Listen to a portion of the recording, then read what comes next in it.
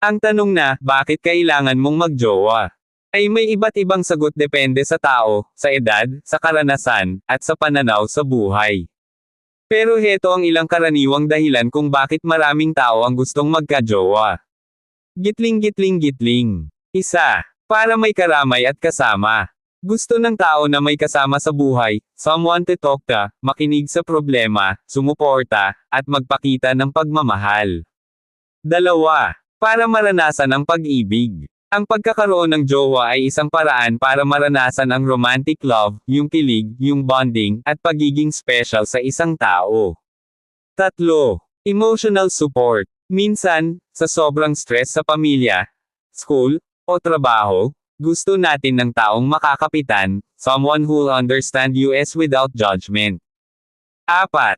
Para matuto sa relasyon. Ang pagjowa ay hindi lang kilig, ito ay pagsasanay sa communication, tiwala, at respeto, preparation rin ito para sa future marriage o long-term relationship. 5. Pressure ng society o barkada. May iba na napapajowa kasi lahat ng kaibigan nila may jowa na, o dahil sa pressure ng social media, parang kailangan mo rin magkaroon para, complete ka. 6. Gusto lang ng care at attention. Hindi lahat naghahanap ng jowa para magpakasal agad, may iba, gusto lang maramdaman na may nag-aalala, may concern, may sweetness.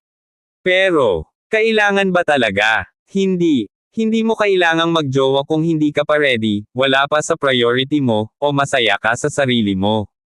Ang pag-ibig ay hindi sa pilitin, darating yan sa tamang panahon.